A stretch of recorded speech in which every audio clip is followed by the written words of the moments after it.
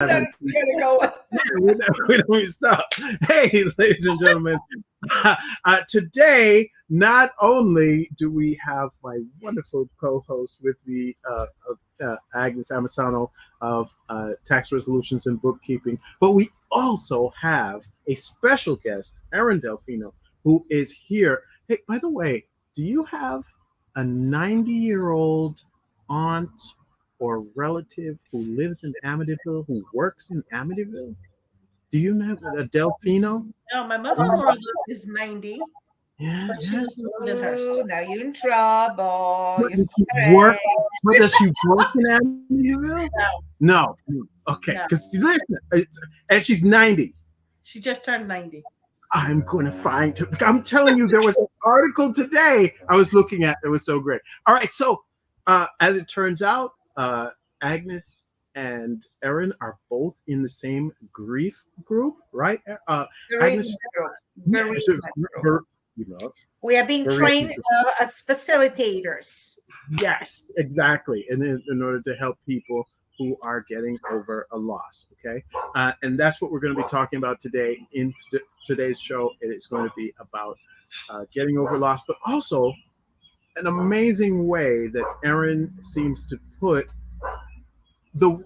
she relates it to you in her blog, okay? So in just a second.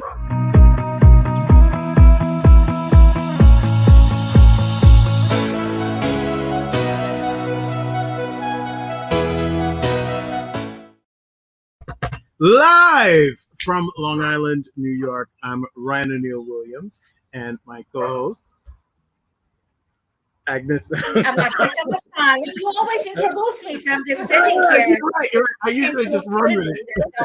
And our special guest today is Erin Delfino from Griefful. I actually like the name too. I didn't know that was a word.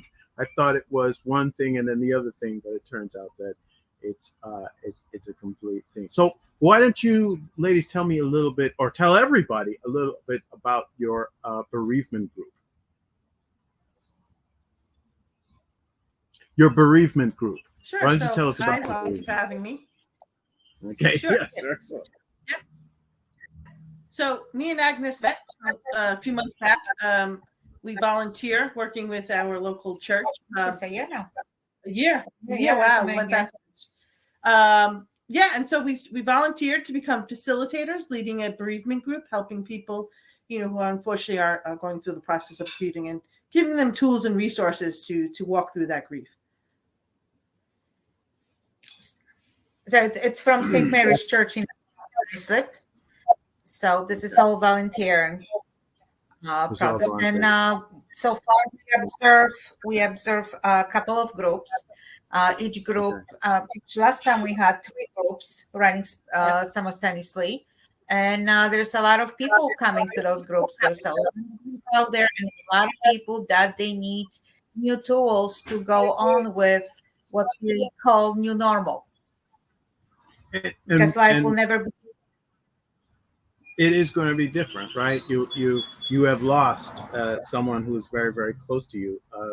So who came up with the idea of these groups? I mean, obviously people need them, but who put that all together? Do I think this? I believe it was kind of just started within the church itself. They were finding that quite a number of people needed some resources, so they formed this kind of group, and then they asked for volunteers to help run the meetings.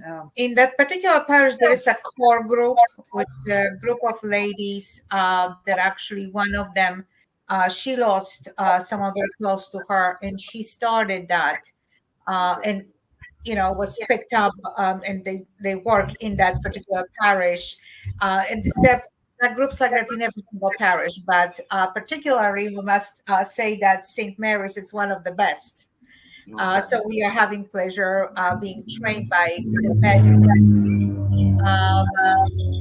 that they are in a bereavement group, and that's how that took life upon itself, because a lot of people need help when you are left without someone that was so dear dear to you. So you have to learn how to co-op with that person physically not being there, but with the love that you have for them, how to go on. Yeah, I would assume that it would be very difficult. Erin, I understand from reading your blog, I understand that part of the reason why you are in the group is because you also lost someone very, very close to you. You want to tell us a little about that? Sure. So, unexpectedly, I lost my husband 2 years ago, very suddenly. And like most people, my life was just like, okay, the life that I thought I had or knew, now what do I do? Where do I go? So, I went through bereavement groups and I found it very helpful, gave me some good resources and good people that I could meet and just share my story and somebody to relate to so I didn't feel so alone. The blog came about because they encourage journaling, which is just writing out some of your emotions, writing out your feelings. And I felt like I had this energy to share some of my thoughts into a blog. And the encouragement of friends and family, they said, yeah, you should share this on a blog setting. My very first time blogging, by the way. So not too technical maybe with the spelling or correct English maybe, but I feel like it's just a raw cut of my feelings and my analogies as we kind of were talking about I earlier. gotta tell you, that is what I love the most. I mean, from tacos to plane trips, it's definitely check it out, ladies and gents. And that's why I'm putting up the URL for you to go and see it, because there are some things in there that, I mean, hit home. I personally lost my mother in the last 5-6 years. Actually, as of this February, I think it was 7 years. And so that was one of the things that really, I was close with her, and close to the end there, it was cancer. So it was a little bit difficult. And I have to tell you, there are definitely some analogies that you had in there about, leaving some of the grief behind, leaving some of the baggage behind, for example. You want to explain how you came up with those, or is it just like you sit and think and marinate? It's a little bit of both. Sometimes it marinates and sometimes it's just off the cuff. And I do it because it's easy for me to relate something physical or something tangible that relates to grief. A lot of times I felt I could read books and they kind of were, abstract, and they were like so technical, that I started relating my grief journey to things along that happen every day or every week. And I pick one item and I kind of focus on that and build around that. And I like to, so that when next time you're having tacos, you maybe take that moment and say, wait, wow, I didn't realize that. And, maybe correlated with that. My favorite was about the Thanksgiving mashed potatoes. There Yeah. was Tell me about that. Tell me about that, Agnes. Why do you like this Thanksgiving mashed potatoes? No, it was all about, it's a bigger picture than that. You're remembering things that they were close or that person liked, and how you co-op for the holidays, and being faced with the whole family, and how can you hold on to those little things that actually you can, it can be your own. Like, you have to remember another thing. Like, Erin went through such a horrible loss, very personal. Not, for example, Thanksgiving. You have other family members. Not everyone was as close to her husband as she was, right? Mm-hmm. And they might start throwing at her things that might be hurtful, that might be misguided. Because people are just people, and we know from our groups that people will come up and say, for lack of better words, stupid things. Oh, with time it's going to get better. Oh, you're going to find somebody else, and things like that. How insensitive they are. I'm guilty of it myself. When I was younger, I said the same thing because I thought that that was the right thing to say. You think Until it's just because we don't know what to say, we just say these things? Like, I think that's part of it, right? We just, everybody says it, so you go and say it too. And it's just like, especially when you're hearing it and it happens to you, you're just like, what are you doing? Exactly. It's a platitude that just seems like it doesn't really help you for any reason at all. But yeah, so you were guilty of it too, huh? Absolutely. I was younger and stupid, and I didn't understand everything until I was hit with the loss. That happens a lot. Yeah. Until you're in the situation, you might not you don't realize it fully, and sometimes it's all we know. We react differently. Yeah. I mean, we could probably do a whole nother session on the stuff that people say that they shouldn't say, when yeah. Dumb stuff to not say when somebody's lost something. I think that would be helpful. We've all had those experiences, I think. Yeah. Somebody say something that I have to tell you, it's not the same as losing a husband to, your husband passed away. But I've recently gone through a separation and an upcoming divorce. And I have to tell you, a lot of people came to me with advice that was the worst possible advice. And I was just like, why are you saying these things? Yeah, man, you should go out and be with as many women as possible. And I was like, what? How is that going to make me feel any better? It's going to make me feel dirty and disgusting. And you're not talking about my advices, right? No, you gave me great advice.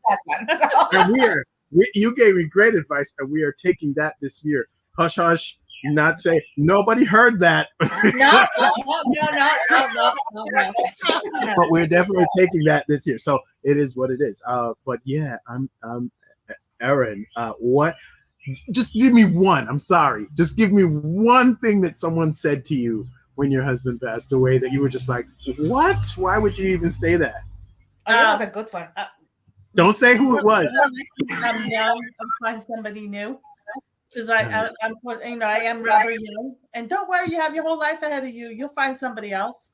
Oh, yeah, that was at the funeral. At the funeral. Oh, the funeral. Yeah. So wow. Talking about being insensitive. Yeah, right away. They're doing good, and they're not. Yeah. Coming back to the subject, like during the holidays, different people will say different things. So you're holding on to something that is dear to you. So like your husband loved those mashed potatoes. Yes. Mm-hmm. So you're holding on to that as little as it is, but very symbolic thing to hold something dear that is only yours. Yeah. Everyone else will be talking about different things, but you can. I think that would help, just holding on to that one little secret thing that is only yours, and everyone else can talk, you can smile, but you hold on to that one dear thing to yourself. Yeah, just for me, like the tacos. Like the tacos. Exactly. So, listen, you made me hungry. I was reading it. I was like, oh. you have to get tacos now. I think I'm having tacos tonight. Oh, by the way, you're missing on blueberry muffins and brown pecan. So Erin, she is a notoriously wonderful hostess. When you go and hang out with Agnes, whether it is here at her home or in Pałac Żylichów in Poland, she takes care of you. She makes sure she runs around and makes sure everybody's taken care of. And it still looks kind of effortless, I got to tell you.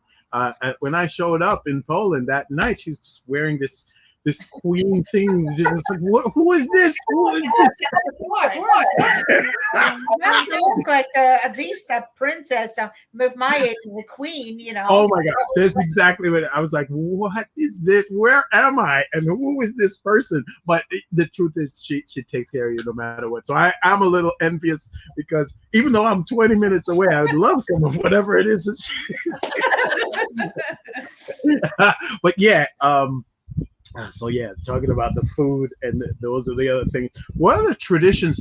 I mean, are there other traditions that you guys talk about? Food is clearly one that you see people do all the time to combat grief. I mean, if someone passes away after, when you have the respite, like right after, they generally bring in food. In Jamaica, where I'm from, people stay with the family for 9 nights, probably because they're hungry, but also because there's always food every night, and people bring different things, and it's kind of like here. And every night there's a specific time for coffee.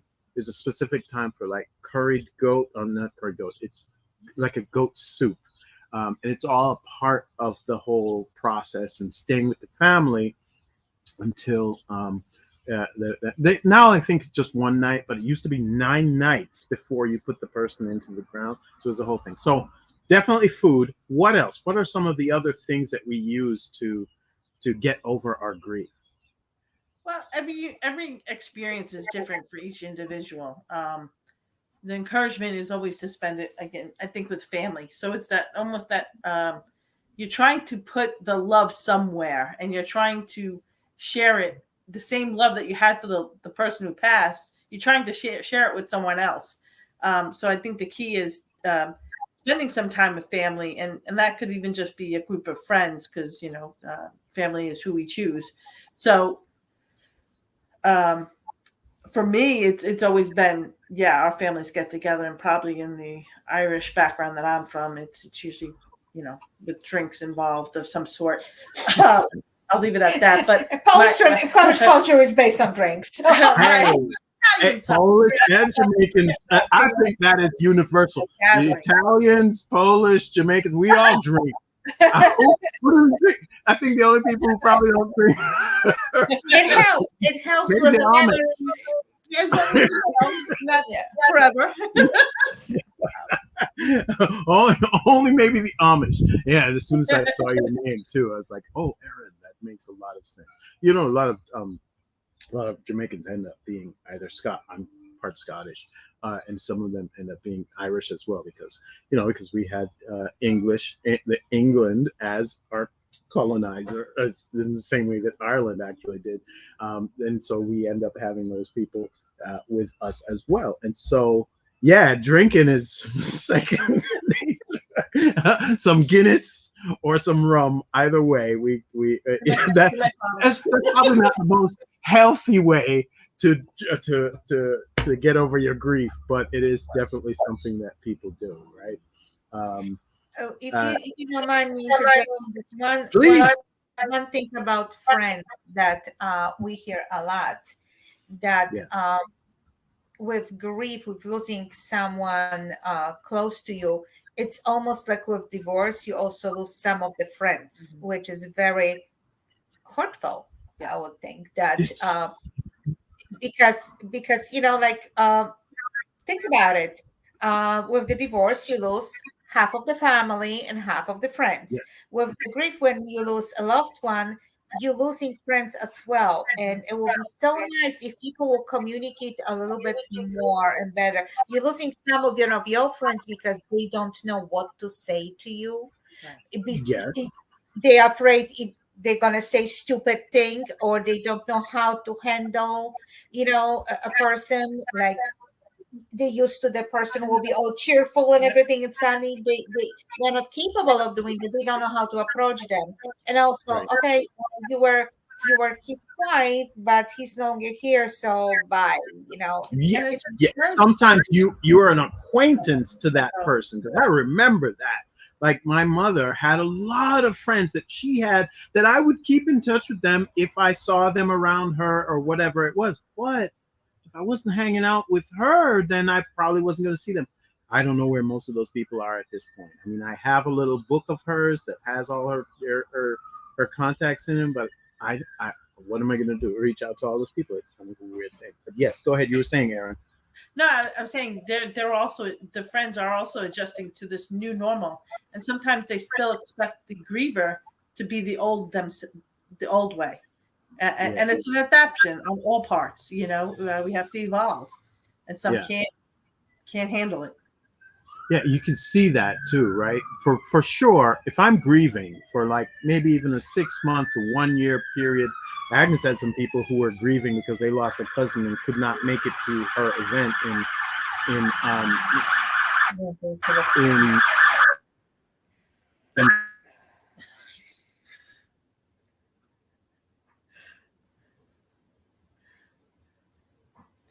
I'm sorry, it sounds they're coming for you. They're coming for you, Agnes, because you didn't save any of those. Coming for the brownies. No,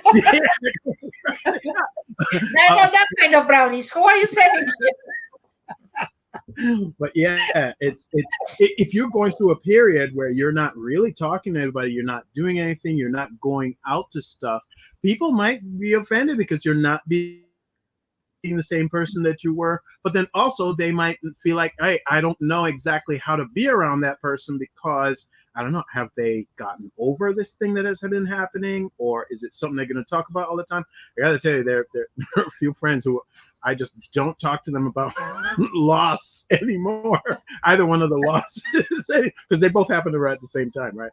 I don't talk to any of them about it because I feel like I'm boring them with it, or we've spoken about it enough, and yes, now it's time to move on anyway. It's been a certain number of years. Yeah. But you got to let people do that within their own time. I didn't realize that your loss was so recent, Erin. Did it affect you? How did it affect you? Did it affect you in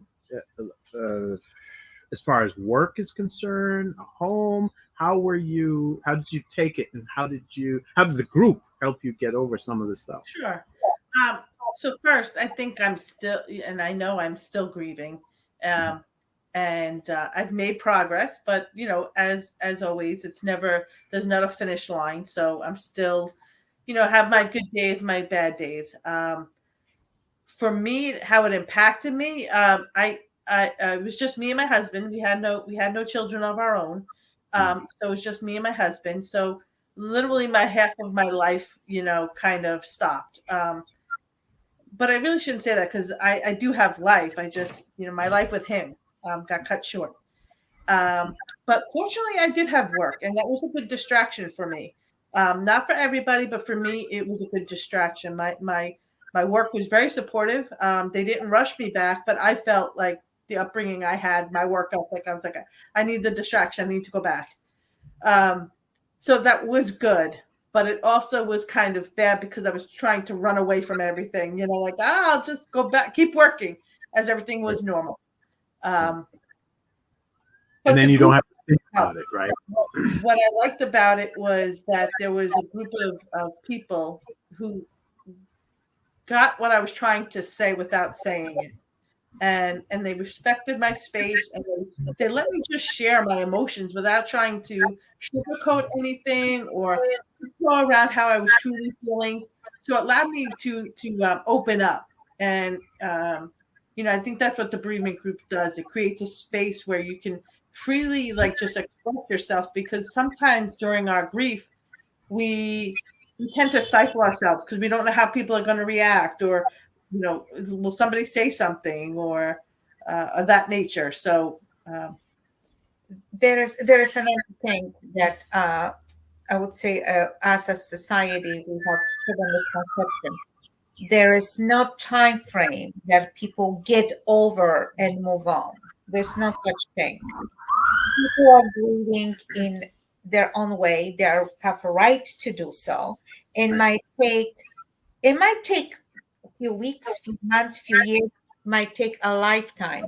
But one thing for sure, the life that it was before, it never be the same.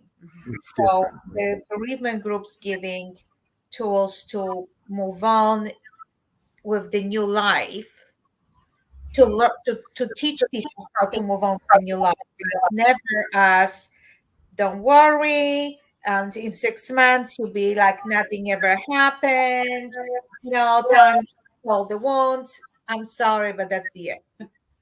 That doesn't happen. Life doesn't work that way. Yeah. We love. It's such a strong feeling, especially when you lose someone. It's what we choose to remember, they're always the best things, the good things, and we're holding on to that. We all know that life is not perfect, but when you hear someone who's grieving, they always the most wonderful person that existed in this world. We choose to remember that way because we choose to remember loving things, Yeah. loving memories. When we were loved, what they gave it to us, how we loved, how we expressed that love. So now when we're holding on to those most amazing feelings, most amazing memories, this is the most amazing person that we lost. Yes. Right. So If it's you not all the going other to be a timeline that I'll get over in 6 months. I'll just get back to dancing again in high heels and like nothing ever happened.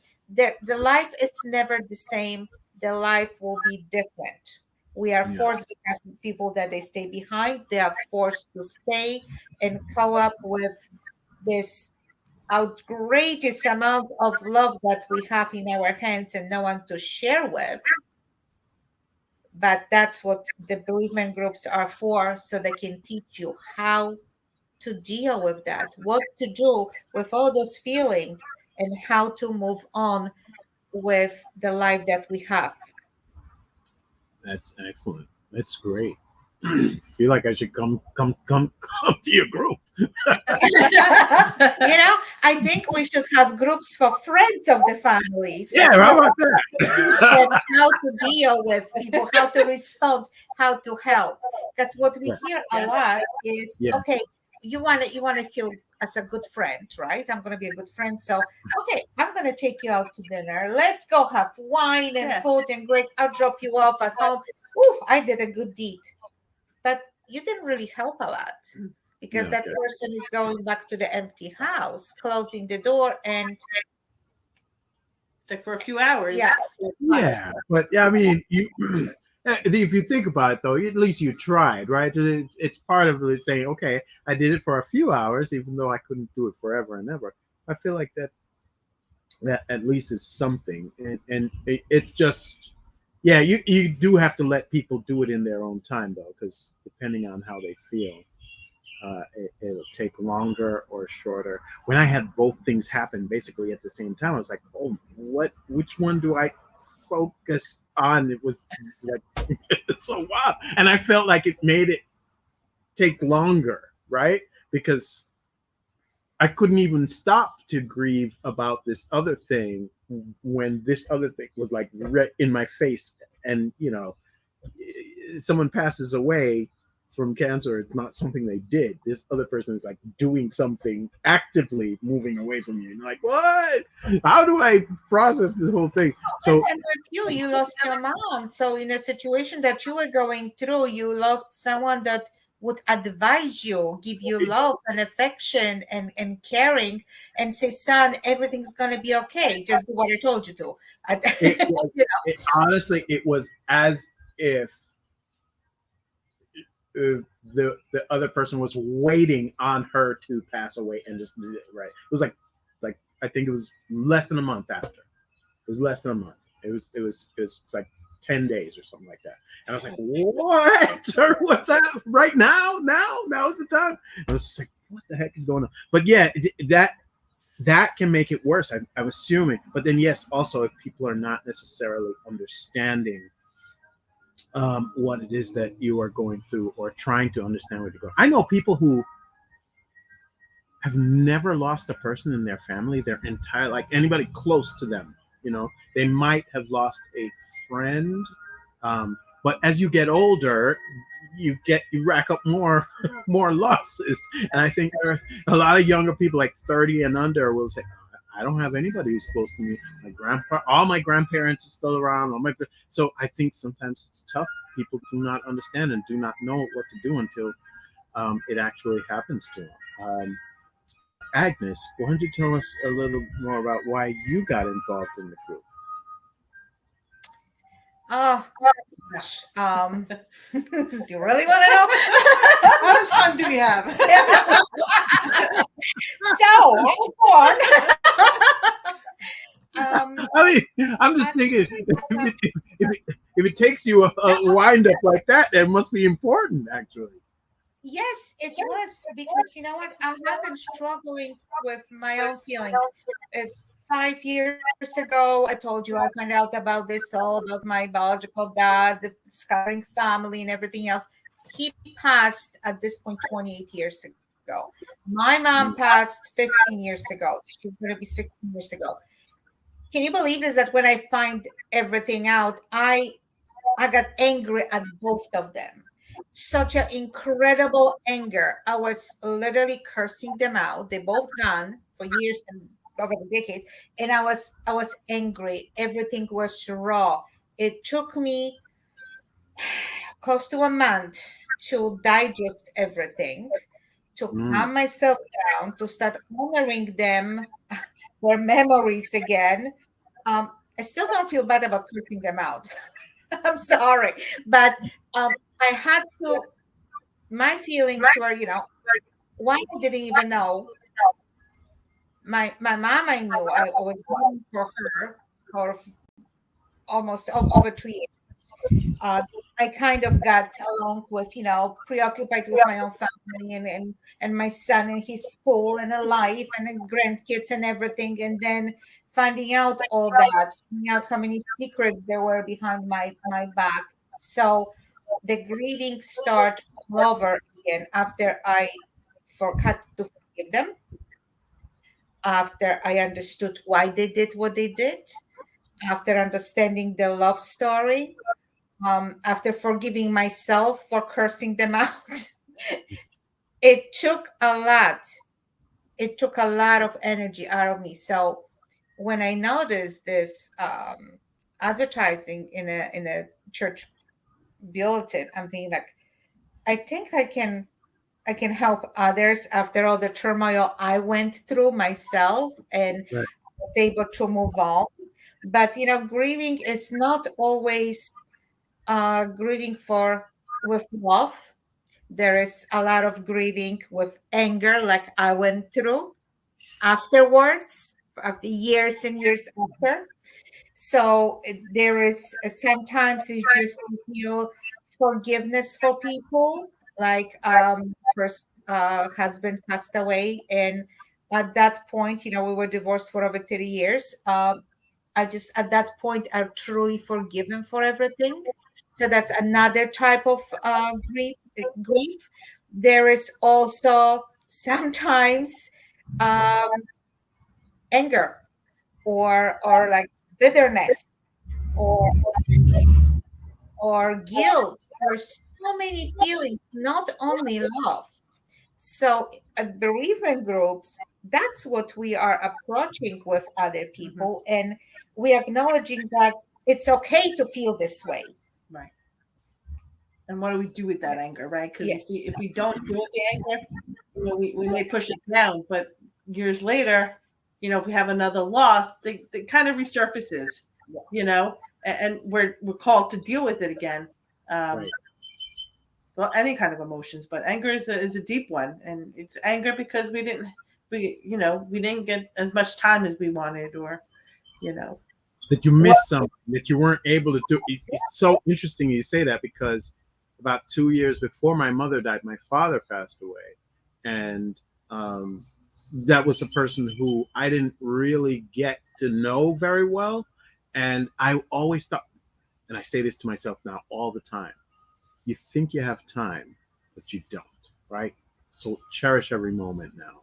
It's really a thing that I have decided with my life. I'm going to enjoy every single moment and not worry, not sweat the small stuff. Leave a lot of that stuff alone. Um, Let me ask you something. Do you feel as though being in that group is almost like actively grieving as well? Because not only are you helping other people, but maybe even by doing this, you are learning from each person's experience, because sometimes they're going through something you didn't realize, and then you can relate it to a taco or to a transplant to taking a flight. I'm just saying, sometimes other people's pain is something that you can learn from. What do you think? it's interesting because I um, this past spring, our last session was my first time actually observing a group, and it was funny because I could see where I was when I first joined. So it's kind of like that correlation. But I think when you give back, like me and Agnes do, we're volunteering. I think that it does heal part of our grief, uh, as well as help them. And I think we're always constantly learning because we don't know, we don't have the set rule on, there's no right and wrong. So I think we're continually learning. And maybe somebody shares how they handled something, or, oh, I didn't realize I had that emotion. Like somebody might share, I have anger, and maybe I didn't know where to place what I was feeling, but then they say it, and I'm like, oh, that's what I'm feeling. That's what I'm doing. For me, it was helpful even when like during coffee breaks, we mingle and we talk one-on-one and have that 2 minutes even conversation with someone just to come up and say, you know what, I've been there and this is how it worked out for me. So, if that happened for you as well, just with any aspect of life. Mhm. So it's good to not only, like Erin said, like we're constantly learning, giving back, but just to know that, you know what, we've been through this, we can help someone, Mhm. and that little light of hope, not only for members of the group, but as well for us, that life will go forward with us in it, only if we are willing to grab those tools that now we have in our hands, Yeah. and pass it to somebody else. It's a good feeling. It's And a good to show others there is Yes, hope, to exactly. give them that hope. Right. That Right. can go on. It's going to be hard, but you'll get through it. We all have. So, be a cheerleader Yeah. kind of. And all those feelings that people feel that sometimes could be embarrassing. Yeah. A friend of mine, I mean, way before I started with bereavement group, I had no idea. I wish I could have those tools in my hands back then. But he was fighting for divorce, and they were constantly arguing and bickering, and she was divorcing him, and then he passed. And she felt guilty. They have three beautiful daughters, and she felt guilty about it. And it's been years since he passed, and I know there are certain unresolved feelings are still there with her. So but guess what? This is normal.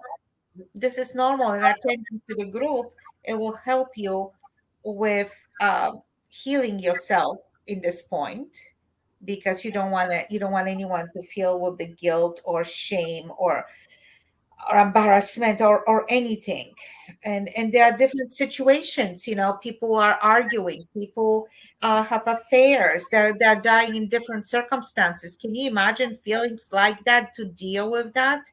All mixed in together, right? That's the thing. It's I gotta tell you, I thought I was supposed to be grieving and sad, but at the same time I was angry at the same, and you're like, how do you put those things together? And later on my therapist explained that many men do not show their sadness or their depression in grief and in crying. In many men, we're more aggressive, and so we get angry and we'll lash out at people instead. And it's a whole different, because you're not supposed to cry, or you're not supposed to show weakness. So instead it gets channeled into the thing that we do the most, which is being aggressively stupid. And so there was a lot of that, like going down to the basement and just being so angry and punching the bags and all of that. And it was all these different things mixed up together. You say to yourself, how do unravel that? That's Ladies, that is a good outlet, because it can look, you saying getting it out on a punching bag, or taking it out another way. It necessarily doesn't have to be with tears necessarily. As long as you're doing, in my blog post a lot, I talk about self-care, and how we take care of ourselves is so important, but we have to do it healthy, because if we're not doing something for ourselves, then it could hurt us, and that be mentally and physically. So for a lot of times, men in particular do have a harder time showing their emotions, so if there is an outlet of you punching a bag or something to get that anger out, is a healthy approach. You're doing something, not hurting anybody else, but you're getting it out. You're getting your frustration out. I would go away because I didn't want to. I have children, so I didn't want them to see me like that. I didn't want them to feel afraid of me in the house. But there was like, oh my gosh, this is so, and it was all things. It was, yes, I'm sad about my mother, but I was also angry about whatever else was going on. It's just like, how do I deal with all? And I feel like everything gets wrapped up together, and you have to like pull everything else like a really bad tied up string of kite. Look, I'm doing the analogy like you. We're trying to make the thing fly, but you got this giant. You ever flown a kite and there's like a ton load of string that's all good? You're like, how do I make the thing actually go up and do what it's supposed to do? Because I haven't unraveled all the problems. Before we shut down, because it's like we've done this before. I could talk to you for another 45 minutes.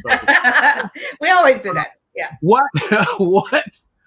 What do you guys think are like the best tools besides coming to your group for someone who is going through grief, like to stave off some of the worst things that can happen with depression and or self-harm or whatever? What would you tell someone who's watching this right now, and there are a few people watching right now, if they are in pain from some sort of grief? What would you tell them to stop, to do or not to do?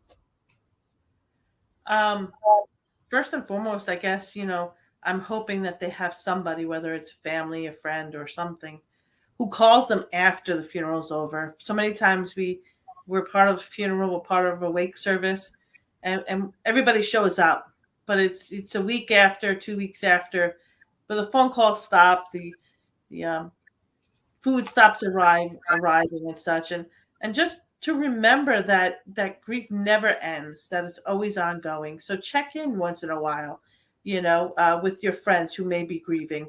And for those who are grieving, I again, I can't stress self-care, and that could be an exercise, could be in a nature walk, could be listening to music, could be just taking a drive, whatever it is that makes you feel good, or get you at least out of the mental health that you're in. Mental health is scary, and it's very real. And there's always an outlet, and to always remember that you are enough and you are validated in your feelings. There is no right or wrong. So however you want, to share your emotion, there is no right or wrong. That's what I would share. Also, journaling is a very important part. If someone can do that, because as our coaches were telling us, that it's good to, you're writing something now, and 6 months from now you can go back and see that you actually made progress. So that's good for self-care and assurance that, okay, I'm getting there, I'm doing something. And also finding bereavement group in your area will be fantastic, because you are becoming part of the club that you don't really want to be part of, but you are. And those people understand exactly what you're going through. And they will understand you better than your family member, than your sometimes close friend who didn't went through that. And like in our parish, they are being very careful to see that there's a group where you only, for people who lost their spouses or their children or somebody else that was very dear to them, because there will be different understanding for a daughter who lost a father and different feeling for her mother who lost her husband. Completely different love, completely different feeling, different process of grieving, which cannot be exactly shared between a mother and a daughter. It's not. I don't see that happening, because Yeah. I saw in a family a daughter could not understand why her mother is grieving when the father, she didn't remember the father the way mother remembered him, because, well, she was with him years, decades before this girl came, was there. So it's different love, different relationships. So find a group. So this way you will know that's what you're feeling, what you're going through. It's normal. That's the way you're supposed to feel, and what you are feeling, it's a valid feeling. There's nothing to ashamed of, and finding someone who understands, it's a big part of actually recovering. Yeah. So Excellent. I mean, yeah, that's. I mean, you're right. Even if, say you lose a father, uh, or a husband, the love for that person is going to be different. But also, from father to father, from father to daughter, the relationship could be different in a different family, so they handle it in a different way too. So you really can't put numbers on it. You can't figure out how people are going to deal with it. I mean, there might be unresolved issues that people will probably everyone have them. Yeah, everybody's got those, right? Yeah. I mean, unless you're literally were holding their hand and then having the conversation as they were, you're gonna have an unresolved conversation. But yeah, that's rough. All right, so ladies and gentlemen, again, I just wanted to. Oh, so speaking of friends, Sandy says hi there. She one or two people come in and say content. She's saying Sandy's a good friend of mine. It should definitely introduce you, Agnes. So, ladies and gents, this has been an amazing show about grief today. And we actually, I was telling Erin on the phone that we don't do enough death episodes, and probably for good reason. but the truth is, this was fascinating today, and I'm very happy that we were able to get down to exactly what it is that you do, but then also to share with everybody your blog, and how much I enjoyed reading of some of the articles that are the last 3 or 4 are the ones that I read, and I was like, yeah, these are great analogies. And Erin is wonderful. I mean, I'm amazed with choice of words and how she puts everything together. Yeah. It's you just want to hold on to it, and you read it with like you are thirsty for a cup of water. You cannot put that cup down. You're reading it, and it goes straight to your heart. It was very moving. Thank you for having me. It's been a pleasure. Oh no, we are more than happy to talk. And so there's Erin's blog on the screen, guys. It's been on the screen for most of the time. It's Erin Delfino. It's beingagriefful.substack.com. As a guy who works in online marketing, I'm surprised you're using Substack. I thought you would use something like WordPress or whatever, but maybe this does something that I don't know about, and I'm gonna go do some research. Okay, I don't know. Ladies and gents, if you are looking for tax, you need some tax resolution. If you have some issues, you need to get those fixed. Agnes is where you want to go for that. So the New York NYTaxResolutions.com. That's her website. But you can also go to lovedeathandtaxes.com. That'll take you to this podcast and all the other things that are going on in it. If you want to send us some information about what is happening, or we would like to suggest some topics, you can send that to mailbag@lovedeathandtaxes.com. I want to say thank you so very much for our guest, Erin Delfino. And even though I'm going to miss out on all the pastry now, but it's okay. It's fine. It's okay. It's all right. We'll figure it out. Ladies and gentlemen, I want to tell you that there's going to be a special show that is showing up next week, Wednesday, and then we'll talk about it on Friday, because we went to Pawat Jellyhoof last last month, and it was an amazing experience. And Agnes and I shot a show from there, and I want to get that to you guys so you can take a look and see what Pałac Żelazów in Poland is about. I still have some of the look. I was stuck in Denmark for a little while, and so I have these. Yeah, we have to talk about that. Yeah, 23 hours here in Copenhagen. Yeah, it's crazy. So we're gonna talk about that. Yeah, and I met someone in the airport. I know, that's what I'm saying. That we need to talk about it. You know. Did I say that out loud? Oh no.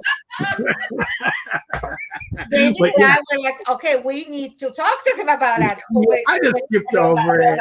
I got the digits, but when am I going to go back to Copenhagen? I mean, is that going to happen on a regular basis? I'll give you a point. Don't worry. Very well. So again, ladies and gents, you check out Erin's blog over at beinggriefful.substack.com, and I guess we'll see you guys next week. Yeah. Thank you. All right. Bye. You're very, very welcome.